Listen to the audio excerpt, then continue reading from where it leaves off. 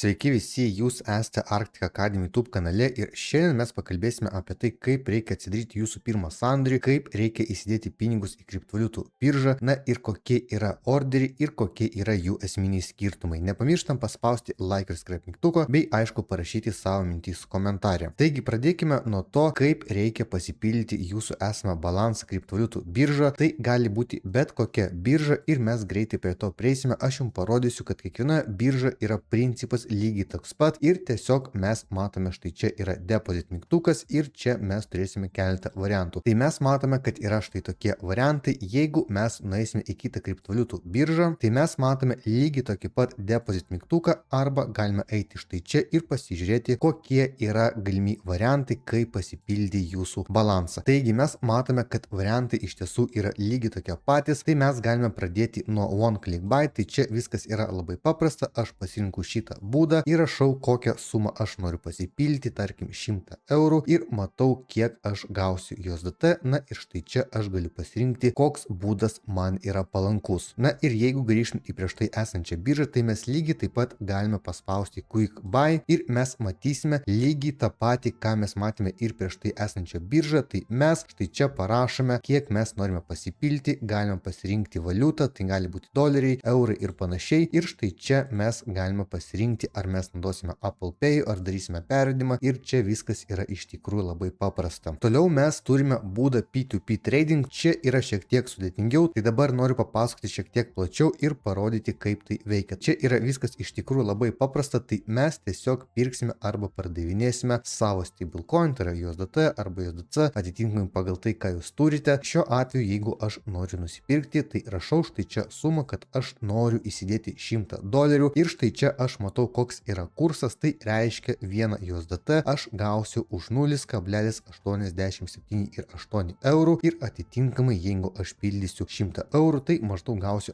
88 USDT. Ir čia veikia labai paprastų principų. Tai visų pirma, mes turime įsirinkti, kokiu būdu mes norėsim pasipildyti. Galime naudoti Revolut, Wise ir panašiai. Ir tada štai čia jūs matote žmonės, kurie gali parduoti jum USDT. Ir lygiai taip pat, jeigu jūs turite savo kriptovaliutų biržą USDT, tai jūs galite parduoti vienam iš tų žmonių. Tiesiog reikia štai čia paspausti sell mygtuką. Na ir kai jūs įsirinksite tam tikrą žmogų, atitinkamai spaudžiam buy arba sell ir jūs pateksite į chatą su tuo žmogum ir tiesiog atliksite operaciją ir gausite arba parduosite savo pinigus. Į ką reikėtų atkreipti dėmesį, tai visų pirma, jūs galite pasižiūrėti, kas tai yra per pardavėjas, pasiskaityti jo aprašymą, nes tikrai yra pakankamai daug tokių atvejų, kur reikalauja papildomų mokesčių už atliktą operaciją. Tai gali būti 2 eurų, euras, 3 ir panašiai. Taip pat štai čia mes matome 30 minučių, tai iki 30 minučių šitas žmogus sako, kad gali atlikti šitą operaciją. Taip pat matome štai čia, kad yra 15. Na ir štai čia mes matome, kiek pas jį buvo sandorių. Na ir matome, kad štai čia yra 100% ir tai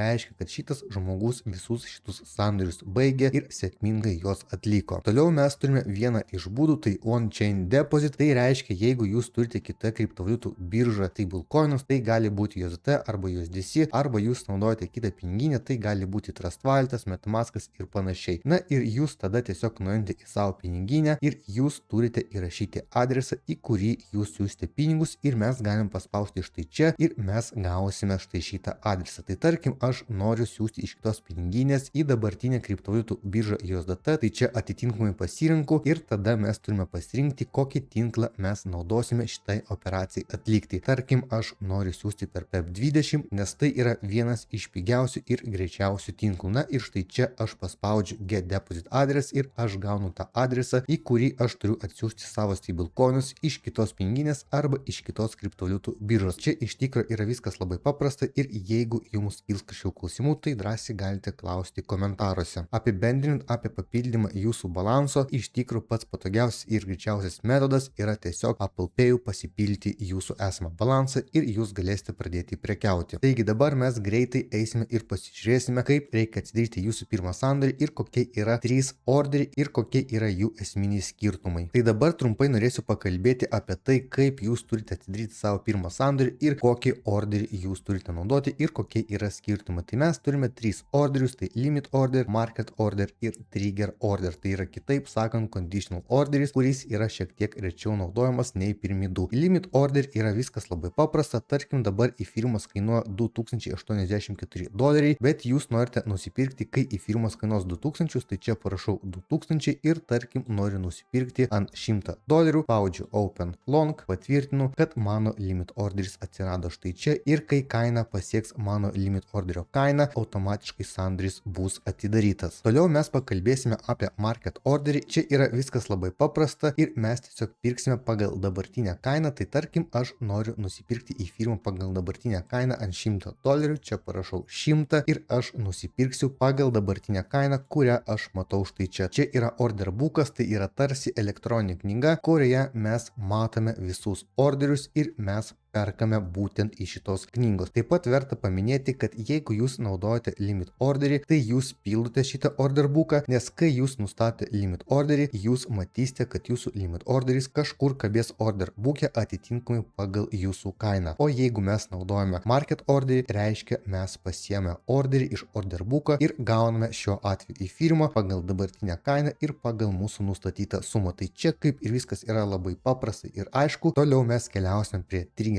orderių, kitaip sakant, prie conditional orderio. Tai mes matome, kad čia jau yra šiek tiek daugiau sąlygų ir dabar noriu trumpai paaiškinti, kam jis yra naudojamas. Tai jis yra naudojamas, jeigu mes turime kažkokią sąlygą, tai yra mes turime, tarkim, kažkokį modulį ir mes galime šitą modulį štai čia nusibraižyti. Čia pas mus bus trikampio modulis, savotiškas lokalus spaudimas ir ateityje mes apie tai pakalbėsime šiek tiek detaliau, bet dabar noriu parodyti patį principą, kaip veikia trigger orderis. Ir įsivaizduokite, kad mes esame štai čia ir mes matome, kad čia yra kainos spaudimas ir mes turime lygiai tokias pat tikimybės pramušti tiek į viršų, tiek į apačią ir aš šitoje vietoje galiu naudoti trigger orderį, kitaip tariant conditional orderį. Tai tarkim, aš noriu turėti poziciją tik tuo atveju, jeigu mes pramušime štai šitą trendo liniją, tai aš pasižiūriu kainą, kad maždaug yra $2080. Čia aš parašau, kur yra trigger price 2080 ir kai bus tokia kaina, tai reiškia aktyvuosis mano orderis. Toliau mes galime pasirinkti, kad mano pozicija būtų atidaryta pagal market kainą arba aš galiu parašyti, tarkim, kai į firmos kainos, tarkim, $2080, pas mane iškart gali būti limit orderis, tarkim, šiek tiek žemiau, nes aš galvoju, kad mes galime grįžti ir protestuoti dar kartą trendo liniją, tai tarkim $2070. Ką aš dabar turiu? Aš dabar turiu conditional orderį, kuris suveiks tik tada, kai kaina pasieks $2080 ir iškart aš turėsiu tada limit orderį $2070 ir štai čia lygiai taip pat kaip ir limit orderį aš įrašau sumą, ant kurios aš noriu nusipirkti į firmą. Na ir kai šita sąlyga įvyks, iškart pas mane aktyvuosis limit orderis. Tai dabar mes matome, kad kaina yra $2080. Aš jums tiesiog noriu parodyti, kaip tai veikia ir štai čia aš tarkim parašau 2083 ir mes pamatysime gyvai, kaip mano conditional orderis suveiks šitoje situacijoje. Aš tai čia spaudžiu Open Long, patvirtinu ir laukiu, kada į firmas pasieks $2083 ir tada pas mane aktyvuosis mano limit orderis ties $2070. Taip pat verta paminėti, kad mes jį šiek tiek rečiau naudojam, bet jūs turite žinoti, kaip jis veikia ir jeigu jūs norite užsimti poziciją pagal atitinkamas sąlygas, tai jūs galite tokiu būdu tiesiog naudoti šitą orderį. Na ir taip pat prekiaudami mes turime nepamiršti apie stop loss ir take profitus, apie tai mes irgi kalbėsime šiek tiek vėliau ir aš jums paaiškinsiu, kaip reikia tinkamai juos naudoti ir koks yra risk reward ratio. Na ir štai čia mes matome, kad įfirmas sėkmingai įvykdė mūsų sąlygą ir pasiekė $2083 ir iškart matome, kad pas mus grafike atsirado mūsų limit orderis ties $2070, kaip mes ir buvome nustatę. Tai štai toks gavosi video, aš tikiuosi jis buvo jums naudingas, taip pat galite rašyti komentarę, ką jūs norite matyti ir apie ką